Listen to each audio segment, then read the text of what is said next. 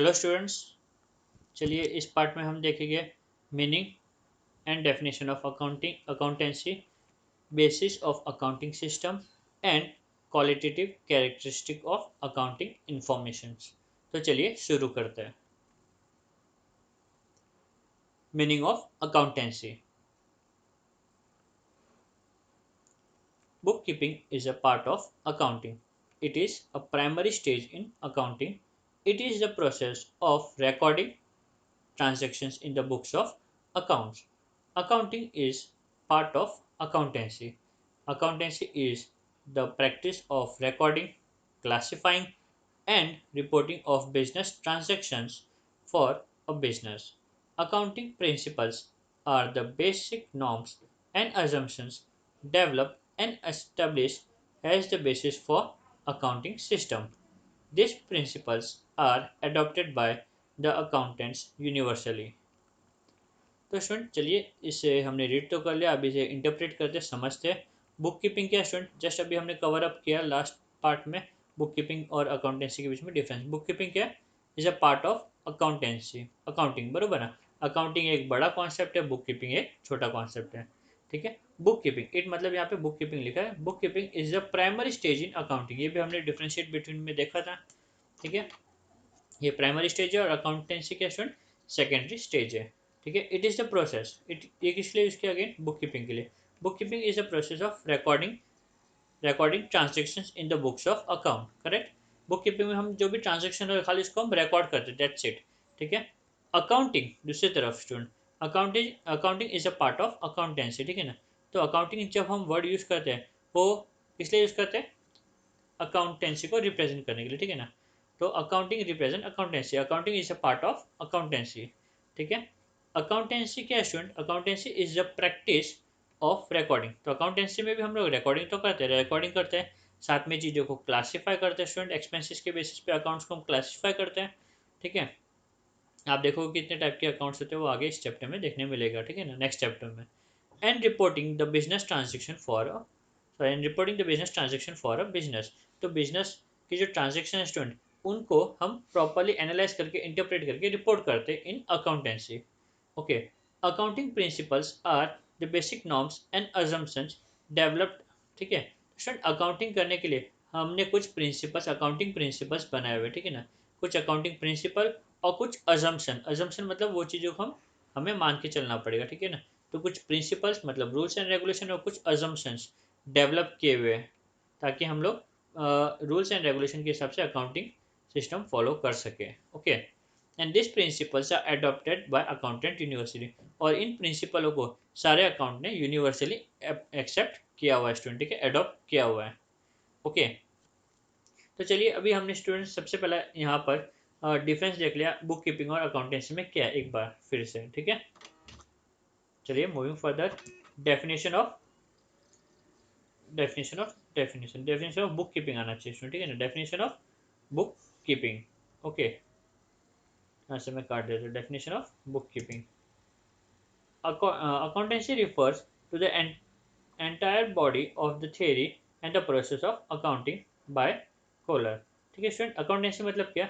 Entire body of theory मतलब पूरा account student. ठीक है ना, स्टार्ट से लेके पूरा एंड पूरा, और उसे हमें किस तरीके से करना है, प्रोसेस क्या होगा उसका, उसके बारे में बताया गया। ठीक है, अकाउंटेंसी में। तो अकाउंटिंग क्या student? Entire body of theory मतलब अकाउंटेंसी के स्टार्ट से लेके पूरा एंड तक हमें चीज़ों को कवर करना है, और उसे हमें किस तरीके से करना है उसे हम कहते हैं प्रोसेस। ठीक है, प्रोसेस ऑफ अकाउंटेंसी। ठीक है। तो ये डेफिनेशन कोलर ने दिया हुआ स्टूडेंट। ठीक है ना। Next definition, professor Robert and Antony has defined accounting has nearly every business enterprises has an accounting system. It is a means of collecting, summarizing, analyzing, and reporting in the monetary terms information about the business transactions। ठीक है student. तो Robert and Antony ने define किया हुआ accounting को, कैसे define किया student? कि हर बिजनेस एंटरप्राइज में स्टूडेंट, ठीक है ना, क्या होता है, एक अकाउंटिंग सिस्टम होता है, अकाउंट्स लिखने का एक तरीका फॉलो किया जाता है स्टूडेंट, करेक्ट। इट मीन्स, और वो तरीका क्या होता है स्टूडेंट? इन्फॉर्मेशन को पहले कलेक्ट करो, कलेक्टिंग, फिर समराइज करो, अलग अलग करो चीज़ों को, ठीक है, अकाउंट्स को, फिर इसको एनालाइज करो, मतलब समझो, ठीक है, बाद में उसे रिपोर्ट करो। ठीक है, ये सारी जो एक्टिविटी है स्टूडेंट सिर्फ और सिर्फ मॉनिटरी टर्म्स पे होनी चाहिए। ठीक है, जो हमें मॉनिटरी इन्फॉर्मेशन प्रोवाइड करे, बिजनेस ट्रांजेक्शन से कनेक्टेड होनी चाहिए। ओके स्टूडेंट, तो यहाँ पे हमने मीनिंग ऑफ अकाउंटेंसी देख लिया। अकाउंटेंसी मतलब पूरा process till start till and, information collect करने से समराइजिंग, एनालाइजिंग, रिपोर्टिंग, ये सारी एक्टिविटीज अकाउंटेंसी में कवर होती है। ठीक है, बुक कीपिंग अपना सिर्फ एक अर्ली प्राइमरी स्टेज है और अकाउंटेंसी अपना कंप्लीट स्टेज है स्टूडेंट। ठीक है, right from start till and.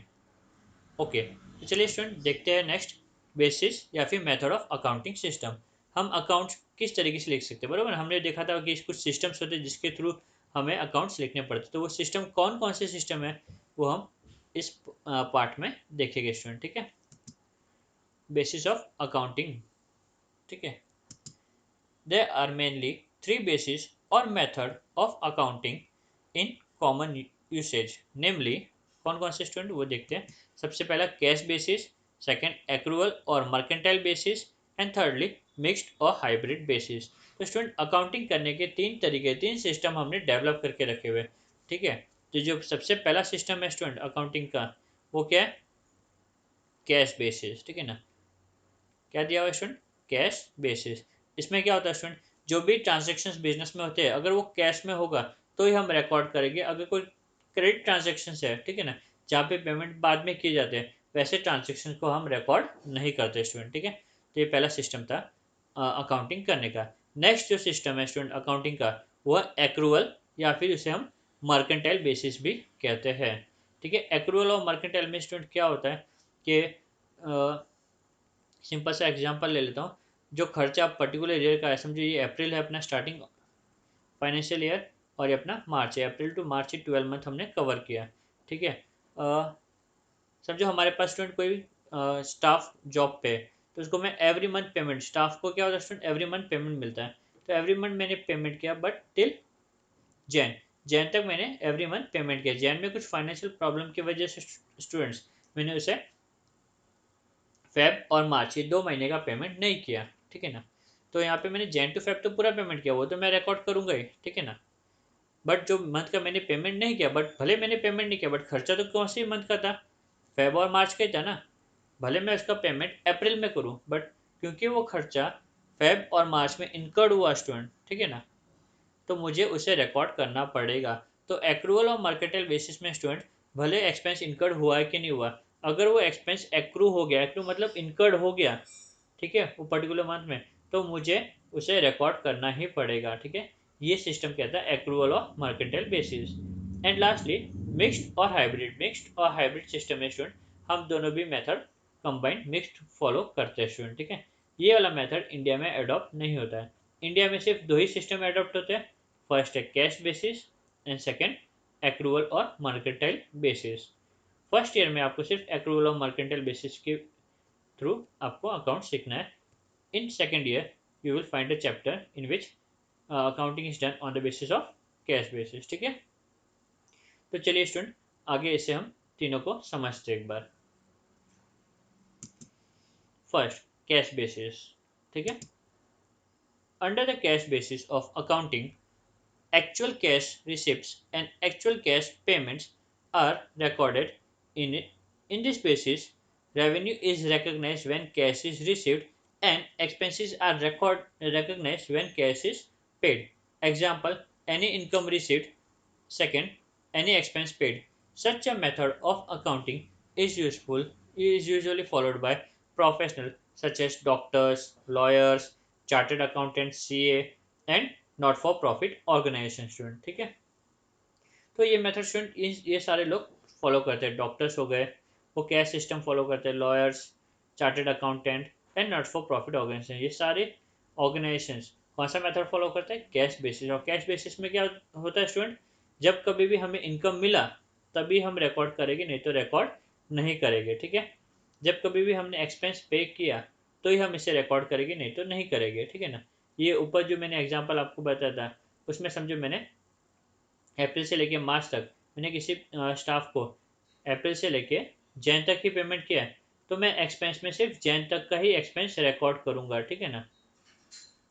Feb और मार्च में रिकॉर्ड नहीं होगा स्टूडेंट। ओके, चलिए नेक्स्ट देखते हैं। सेकंड, एक्रूवल और mercantile basis. Under accrual basis of accounting, the revenue, whether received or not, but has been earned or accrued during the accounting period, and expenses incurred, whether paid or not, are recorded. In other words, revenue is recognized when it is earned or accrued, and expenses are recognized when these are incurred. Example: any income earned whether received or not. Second, any expense incurred whether paid or not.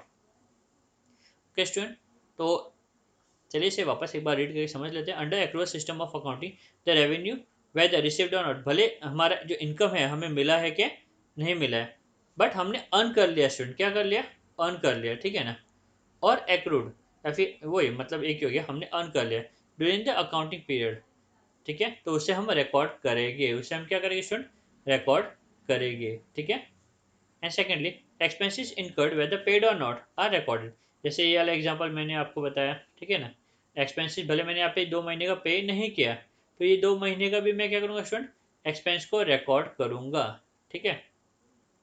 In other word, revenue is recognise when it is earn. Income को हम कब record करते हैं, जब हम इसे earn कर लेते हैं, ठीक है। और एक्सपेंस को कब रिकॉर्ड करते हैं, जब व्हेन दिस आर इनकर्ड, जब हम एक्सपेंस इनकर्ड करते हैं तब इसे रिकॉर्ड कर देते हैं, ठीक है। भले इनकम मिला या ना मिला हो, भले एक्सपेंस हमने पे किया हो कि नहीं पे किया हो, हम उसे रिकॉर्ड कर देते हैं, ठीक है। चलिए नेक्स्ट, मिक्स्ड और hybrid basis. It is a combination of cash basis and accrual basis of accounting. Under mixed basis of accounting, both cash basis and accrual basis are followed. Revenue and assets are generally recorded on cash basis, whereas expenses are generally taken on accrual basis. This law in India prohibit the use of this method. The law in India prohibit the use of this method. तो student ये method में क्या होता है, दोनों भी method हम follow करते हैं। आधा मेथड हम कैश बेसिस पे करते हैं, आधा हम एक्रूअल बेसिस पे करते हैं, ठीक है ना। इसमें जो रेवेन्यू होता है या फिर जो एसेट्स होता है वो हम कैश बेसिस पे रिकॉर्ड करते हैं, और एक्सपेंसेस को स्टूडेंट हम एक्रूअल बेसिस पे रिकॉर्ड करते हैं, और ये मेथड इंडिया में फॉलो नहीं होता है स्टूडेंट। ओके, तो ये 3 टाइप के अकाउंटिंग सिस्टम थे जो हमने अभी देखे, करेक्ट। चलिए नेक्स्ट हम देखते हैं qualitative characteristic of accounting information, ठीक है। तो ये जो अकाउंटिंग इंफॉर्मेशन स्टूडेंट जो हमें अकाउंट्स मेंटेन करके मिलेगी, ठीक है, उसकी क्वालिटेटिव कैरेक्टरिस्टिक, उसकी कैरेक्टरिस्टिक कैसे होने चाहिए, ठीक है ना। चलिए देखते हैं एक एक करके।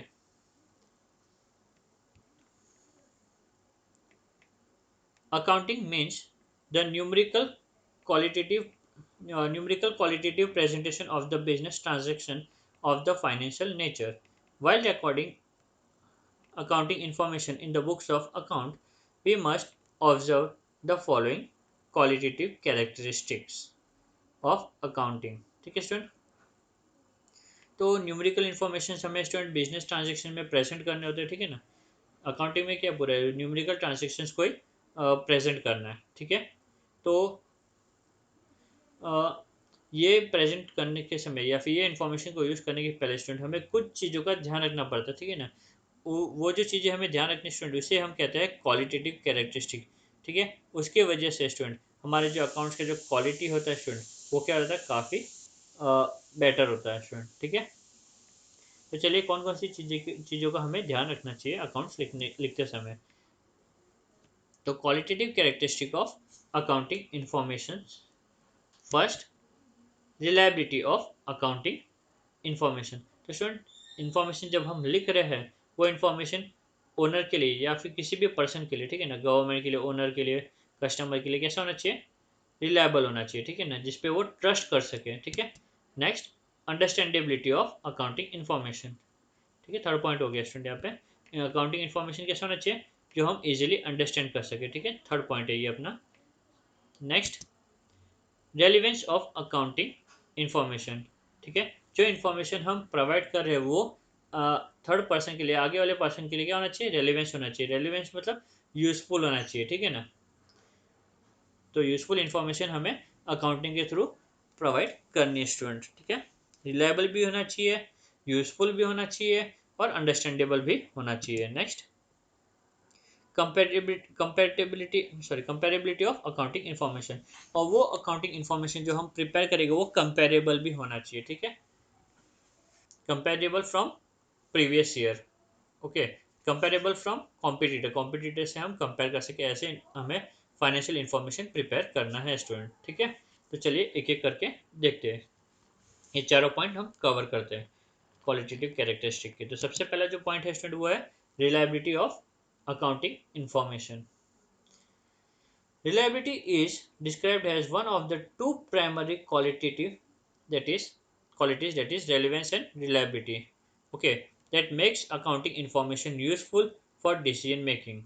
Reliable information is required to form judgment about the earning potential and financial position of a business firm.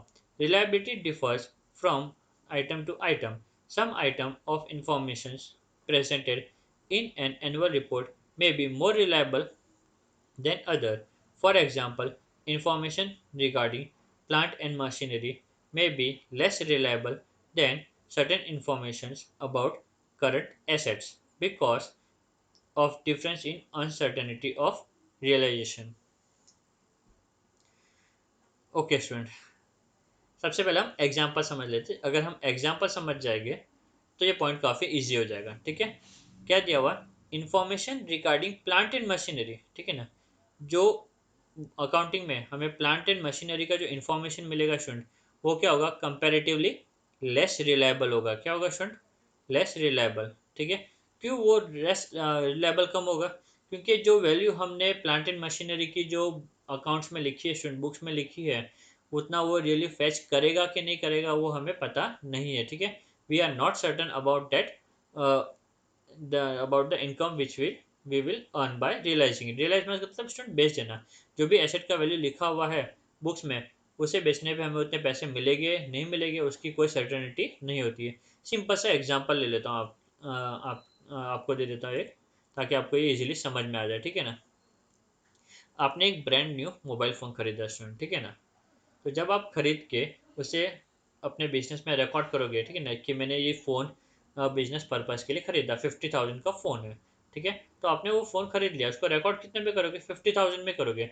But जब स्टूडेंट वो एसेट को आप बेचने जाओगे, जब वो एसेट को आप बेचने जाओगे, तो मुझे बताओ क्या आपको 50,000 मिलेगा। आपने तो अकाउंट्स में लिख दिया 50,000, बरोबर, बट उसकी वैल्यू 50,000 लिख दी। बट जब आप उसे बेचने जाओगे आपको 50 मिलेगा, नहीं, डेफिनेटली उससे थोड़ा कम मिलेगा, ओके। तो जो इन्फॉर्मेशन फिक्स एसेट को लेके लिखी हुई है स्टूडेंट, वो क्या कंपैरेटिवली लेस रिलायबल है, हम उस पर ट्रस्ट नहीं कर सकते। और दूसरी दूसरी तरफ student current asset, current asset का एक सिंपल सा एग्जांपल लेता हूँ, स्टॉक। क्या है स्टूडेंट, स्टॉक। तो समझो आपकी कपड़े की दुकान है स्टूडेंट, ठीक है ना, ओके। कपड़े की दुकान है, तो जितने भी कपड़े आपने बेचने के लिए रखे हुए हैं, ठीक है, वो आपको जो भी कॉस्ट में आए होंगे स्टूडेंट, डेफिनेटली आप उससे कुछ ज़्यादा रियलाइज़ करोगे, ठीक है ना। डेफिनेटली आप क्या करोगे, उससे कुछ अमाउंट ज़्यादा रियलाइज़ करोगे। अगर आपको कपड़े 100 रुपये में आए तो डेफिनेटली आप उसको बेच के 110 रुपीज़ रिकवर करोगे। तो हम बोल सकते हैं जो इन्फॉर्मेशन फिक्स एसेट के बारे में लिखी हुई है वो कम रिलायबल है। और दूसरी तरफ जो करंट एसेट, करंट एसेट जो मतलब फटाफट चेंज होता है स्टूडेंट, ठीक है ना। फिक्स एसेट मतलब जो चेंज नहीं होता। प्लांट एंड मशीनरी हमारा एक फिक्स एसेट का एग्जांपल है, और करंट एसेट के लिए हमने जो एग्जांपल लिया वो है स्टॉक, ठीक है। स्टॉक मतलब जो गुड्स में हम डील करते हैं, ट्रेड करते हैं, ठीक है। तो वो उसका जो अमाउंट होगा स्टॉक का अमाउंट, उस पर मैं रिलायबल हो सकता हूँ, मैं ट्रस्ट कर सकता हूँ, क्योंकि मुझे पता है कि डेफिनेटली मिनिमम जितना अमाउंट मैंने लिखा है अकाउंट्स में उतना तो मुझे रिकवर होने वाला है। बट फिक्स एसेट को लेके मैं वो रिलायबिलिटी नहीं रख सकता, क्योंकि डेफिनेटली ज़्यादा भी मिल सकता है, कम भी मिल सकता है, पता नहीं, अभी वो डिपेंड करेगा, ठीक है। तो इन्फॉर्मेशन जो करंट एसेट के बारे में लिखी है वो ज़्यादा रिलायबल होती है compare to fix asset, okay student. चलिए अब हम इस पॉइंट को समझते हैं। Reliability is described as one of the two primary quality, ठीक है ना। तो रिलायबिलिटी जो दो क्वालिटी है, इंपॉर्टेंट क्वालिटी, ठीक है ना, उसमें से एक है। जो दो क्वालिटी है वो रेलिवेंस एंड रिलायबिलिटी, उन दोनों में से एक जो इंपॉर्टेंट कैरेक्टर या क्वालिटी जो है वो है reliability, that make accounting information useful for decision making. और रिलायबिलिटी के बेसिस पे हम इम्पोर्टेंट क्या बोलते हैं इजीली डिसीजन ले सकते हैं student. Reliable information is required to form judgment about the earning potential and financial position of the firm. Definitely जब हम कोई बड़ा डिसीजन ले रहे स्टूडेंट तो उस समय जो इन्फॉर्मेशन होनी चाहिए डेफिनेटली ऐसी होनी चाहिए जिसपे हम रिलाई कर सकते हैं, ठीक है ना। रिलायबल मतलब क्या, हम डिपेंड हो सके, ऐसी इन्फॉर्मेशन होनी चाहिए। Okay, reliability differ from item to item, और ये जो reliability student item to item भी डिफर करती है, ठीक है। Some item of the information presented in an annual report may be more reliable than other. ये तो हमने एग्जांपल देख लिया, कोई कोई इन्फॉर्मेशन पे हम ज़्यादा रिलाई कर सकते हो, कोई कोई इन्फॉर्मेशन पे हम कम रिलाई हमें कम रिलाई करना पड़ेगा, ठीक है। बिकॉज ऑफ द नेचर, उनके नेचर की वजह से हमें ऐसा करना पड़ता है स्टूडेंट, ठीक है। रिलायबिलिटी डिफर हो जाती है। ओके, तो चलिए moving to next point. Next point is relevance of accounting information. Relevant accounting information must be capable of making a difference in decision making by helping users to form prediction about the outcomes of past, present, and future events, or to confirm or correct expectations. The accounting information related by the books of accounts and financial reports must be relevant. Accounting information should not include unnecessary and irrelevant information. All the information is said to be relevant which would have changed the outcomes of the business if disclosed. That is, all useful and related information must find a place in the books of account, and the information must have timelessness, dedicative and feedback value. काफ़ी बड़ा point था student, correct. तो point का नाम क्या student, relevance of accounting information. तो student जो information हम प्रोवाइड कर रहे हैं अपने अकाउंट्स में, वो आगे वाले पर्सन के लिए क्या होना चाहिए स्टूडेंट, रेलिवेंट होना चाहिए। क्या होना चाहिए, रेलिवेंट होना चाहिए, उसके काम आना चाहिए स्टूडेंट, ठीक है ना। ओके, तो इससे काम आएगा तो ही अकाउंटिंग का पर्पस फुलफिल होगा, करेक्ट। चलिए रीड करते हैं। Relevant accounting information must be capable of making difference in decision by helping user to form prediction about the outcomes of past, present and future event, or to confirm or correct predictions, ठीक है ना, sorry expectations. तो जो information हम provide कर रहे हैं वो क्या होना चाहिए स्टूडेंट, वो रेलिवेंट होना चाहिए। आगे वाला बंदा उस इंफॉर्मेशन के बेसिस पे डिसीजन ले सकता है, ठीक है। वो इन्फॉर्मेशन आगे वाले बंदे को जो भी इसे यूज़ कर रहा है, बुक कीपिंग या फिर अकाउंटिंग को जो यूज़ कर रहा है, वो अकाउंटिंग इन्फॉर्मेशन आगे वाले पर्सन के लिए यूज़फुल होना चाहिए। वो इन्फॉर्मेशन से वो पास्ट, प्रेजेंट और फ्यूचर, ठीक है, के इन्फो क्या बोलते हैं, पास्ट, प्रेजेंट और फ्यूचर के बारे में थोड़ा कन्फर्मिटी कर सकता है, ठीक है, इन्फॉर्मेशन जुटा सकता है। नेक्स्ट, अगर इन्फॉर्मेशन रिलेवेंट है तो ही, उसके काम की है तो उस इन्फॉर्मेशन के बेसिस पे वो देख सकते हैं भाई फ्यूचर में क्या हो सकता है, ठीक है। एक्सपेक्टेशन कर सकते हैं फ्यूचर में ऐसा हो सकता है कंपनी के साथ में, पास्ट में ऐसा हुआ तो फ्यूचर में ऐसा हो सकता है and all. Okay, the accounting information related to the book related by the books of account and financial information must be relevant. जो इन्फॉर्मेशन, ठीक है ना, फाइनेंशियल रिपोर्ट में, ओके, और जो बुक्स ऑफ अकाउंट में प्रोवाइड की हुई है, ठीक है, वो कैसे होने चाहिए स्टूडेंट, रेलिवेंट होनी चाहिए, ठीक है, ज़रूरत आनी चाहिए, ठीक है, रिक्वायर्ड चीज़ें हमें डिस्क्लोज करनी चाहिए। Accounting information not only include unnecessary and relevant inform sorry accounting information not only include unnecessary and relevant information should not include। तो अकाउंटिंग इन्फॉर्मेशन जो हम प्रोवाइड करें स्टूडेंट वो कैसे इरेलीवेंट नहीं होनी चाहिए या अननेसेसरी चीज़ों को हमें डिस्क्लोज नहीं करना चाहिए। सिंपल सा एग्जांपल देता हूँ, ठीक है ना। आपका समझो ऑफिस है, तो आप उसमें चाय का खर्चा, चाय पत्ती का खर्चा, अदरक का खर्चा, ठीक है, गैस का खर्चा, ओके, झाड़ू का खर्चा, ये छोटे मोटे खर्चे को हमें अलग अलग दिखा के मतलब नहीं है। सभी खर्चों को हमें एक साथ में मिसलेनियस एक्सपेंडिचर, ठीक है, या सन्डे सन्डे मतलब छोटे मोटे एक्सपेंडिचर करके दिखा देने चाहिए, ठीक है। तो accounting information should not include unnecessary irrelevant information. तो जो अननेसेसरी इन्फॉर्मेशन है उसे अलग अलग बताने की जरूरत नहीं है, हम उसे एक हेड में, कॉमन हेड में डाल सकते हैं, ठीक है। All information is set to be relevant which would have changed the outcome of the business if disclosed. तो स्टूडेंट अभी क्वेश्चन उठता है कि हमें कैसे मालूम पड़ेगा कि कौन सी इन्फॉर्मेशन रिलीवेंट है और कौन सी इन्फॉर्मेशन नहीं है। ठीक है, तो उसका पता लगाने का बहुत सिंपल तरीका है। तो इन्फॉर्मेशन को हम रिलीवेंट तब कहेंगे कि जब जिसके पता चलने पे, ठीक है, ऐसी इन्फॉर्मेशन जिसके पता चलने पे बिजनेस का डिसीजन ही चेंज हो जाएगा। स्टूडेंट क्या हो जाएगा? बिजनेस का डिसीजन चेंज हो जाएगा। ठीक है, तो ऐसा इन्फॉर्मेशन जो बिजनेस डिसीजन को अफेक्ट कर सकता है, उस इन्फॉर्मेशन को हम कहेंगे रेलिवेंस। क्या कहेंगे student? Relevance. Okay, all useful and related information must find a place in the books of account. और जो भी यूजफुल इन्फॉर्मेशन स्टूडेंट, उसके लिए हमें एक अलग से प्लेस देनी चाहिए, एक अलग से हेडिंग देनी चाहिए, ताकि लोगों को और इन्फॉर्मेशन मिल सके। ठीक है ना? अब मैं बोल दूँ खाली एक एक्सपेंडिचर हेड दे दो, सब अमाउंट एक साथ में मैं लिख दूँ, तो आपको पता चलेगा कौन सा खर्चा किस पे कितना हुआ है? नहीं ना, तो आपको एक हेडिंग देनी पड़ेगी स्टूडेंट। तो सारी यूजफुल इन्फॉर्मेशन के लिए हमें एक प्रॉपर हेडिंग देनी चाहिए स्टूडेंट। ठीक है ना? हर एक की एक पर्टिकुलर प्लेस फिक्स करनी पड़ेगी। Place in the books of account and the information must B timeless. Timelessness मतलब क्या स्टूडेंट? जब चाहिए तभी। ठीक है ना? मुझे इन्फॉर्मेशन आज चाहिए और मुझे वो 2 महीने बाद में मिलेगी, तो वो मतलब की नहीं होगी। या फिर आज की इन्फॉर्मेशन चाहिए और मुझे 2 महीने पहले की इन्फॉर्मेशन दे रहे हो, तो मेरे काम की नहीं है स्टूडेंट। ठीक है। नेक्स्ट, डेडिकेटिव, जो पर्सन यूज़ कर रहा है उसी के लिए वो इन्फॉर्मेशन होनी चाहिए। ओके। एंड फीडबैक वैल्यू, मतलब वो इन्फॉर्मेशन से उसको सही में कुछ बेनिफिट मिलना चाहिए स्टूडेंट। ठीक है, तो ये पॉइंट था हमारा रिलेवेंस। ठीक है। रिलायबिलिटी और रिलेवेंस में फ़र्क है स्टूडेंट। रिलायबिलिटी मतलब जिस पे हम डिपेंड हो सके, और रिलेवेंस मतलब वो आगे वाले पर्सन के लिए यूजफुल होनी चाहिए। ऐसी इन्फॉर्मेशन जिससे आगे वाले का डिसीजन चेंज हो सकता है, उस इन्फॉर्मेशन को हम रेलिवेंस कहते हैं। Okay, next point, understandability of accounting information. ठीक है। Understandability is the quality of information that enable user to perceive its significance. The benefit of information may be increased by making it more understandable and hence useful to a wide circle of users. Thus, understandability financial accounting information present data that can be understood by user of the information and is expressed in a form and which and with terminology adapted to the user range of understanding. छोटा सा point है student, ज़्यादा बड़ा नहीं।